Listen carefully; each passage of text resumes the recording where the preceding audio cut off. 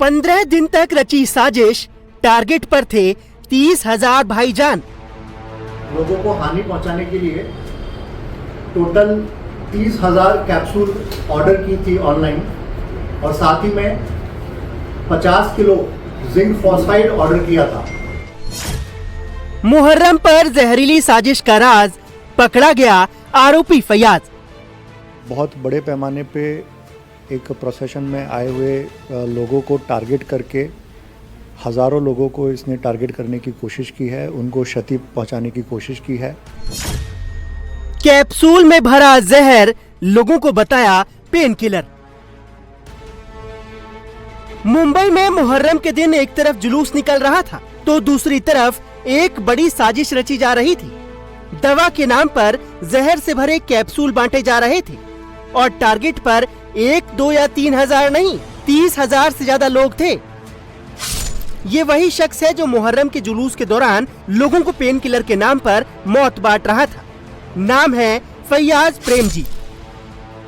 नाम प्रेमजी और काम कैप्सूल में जहर भरकर देना। साजिश बहुत बड़ी थी, लेकिन मुंबई पुलिस ने इसकी पूरी साजिश पर पानी फेर दिया। आरोपी फैयाज हाल ही में मुंबई के डोंगरी इलाके में किराए के मकान में रहने के लिए आया था। इसने वारदात को अंजाम देने के लिए 15 दिन तक साजिश रची, जिसके लिए उसने पहले ऑनलाइन 30,000 खाली कैप्सूल ऑर्डर किए। इसके बाद उसने 50 किलो जिंक फॉस्फाइड भी मंगाया, जिसका इस्तेमाल चूहे मारने की दवा बनाने में किया जाता है। इसके बाद फैयाज ने सभी कैप्सूल में 1-1 ग्राम यही जहर डाला और जुलूस में लोगों को इसे पेन किलर कहकर देने लगा।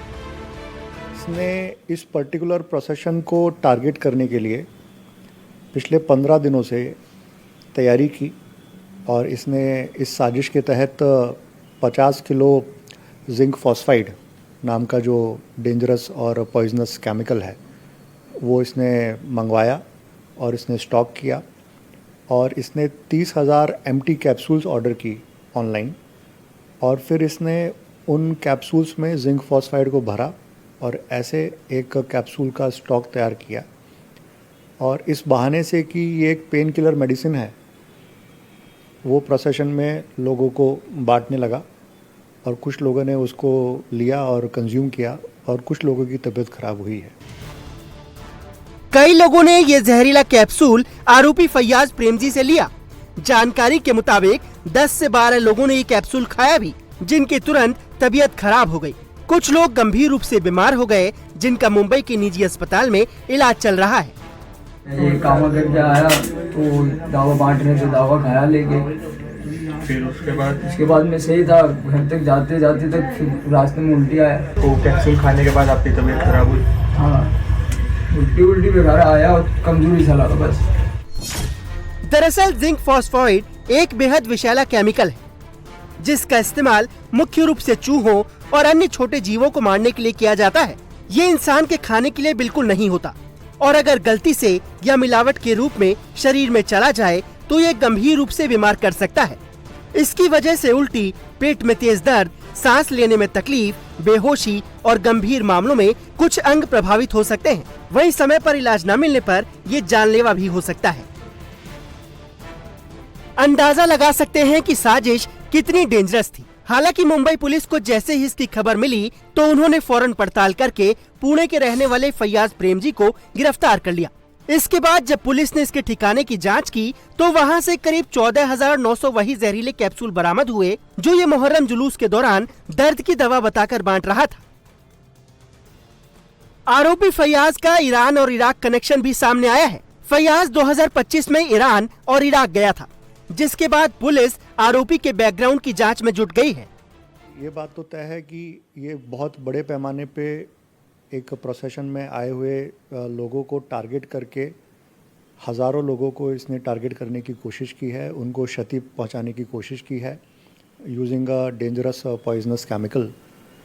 बट इसका एक्चुअल मोटिव क्या है, इसकी इंस्पिरेशन क्या है, वो अभी तक क्लियर नहीं है। सारे के सारे angle, sabotage angle, terror angle, ये सभी एंगल से हम इन्वेस्टिगेशन कर रहे हैं। ये रहने वाला पुणे का है और ये मुंबई में पिछले 15 दिनों से एक होटल में और एक लॉज में रह रहा है और अभी तक जो तपास हुई है उसमें ये सामने आया है कि ये 2025 में ईरान और इराक ये 2 देशों में जाके आया है। फैयाज की साजिश बेहद खतरनाक थी। वो मुंबई के 30,000 लोगों को ये जहरीले कैप्सूल खिलाना चाहता था। यानी उसने मास कैजुअलिटी का प्लान बना रखा था ताकि एक ही बार में ज्यादा से ज्यादा लोगों को निशाना बनाया जा सके। वो 30,000 लोगों के कत्ल करने का प्लान बनाकर मुंबई में आया था, लेकिन पुलिस ने समय रहते उसे धर दबोचा। इसका मोटिव, इसकी मंशा जो है वो लोगों को नुकसान पहुंचाने की थी। अब पुलिस इसमें टेरर एंगल के लिहाज से भी जांच कर रही है, सबोटाज एंगल के भी लिहाज से जांच कर रही है और मास कैजुअलिटी एंगल के लिहाज से भी जांच कर रही है कि आखिर ये शख्स क्यों इस तरह की हरकत करने पर आमादा था। बैकग्राउंड जो इस शख्स का निकलकर सामने आया उसमें बताया जा रहा है कि पुणे का रहने वाला है। ये 40 साल इसकी उम्र है, पेंट का कारोबार करता है और 2025 में ये ईरान और इराक भी गया था, यानी कि विदेश में भी प्रवास किया था इसने और उसके बाद यहाँ आया है और इस तरह की हरकत ये कर रहा था।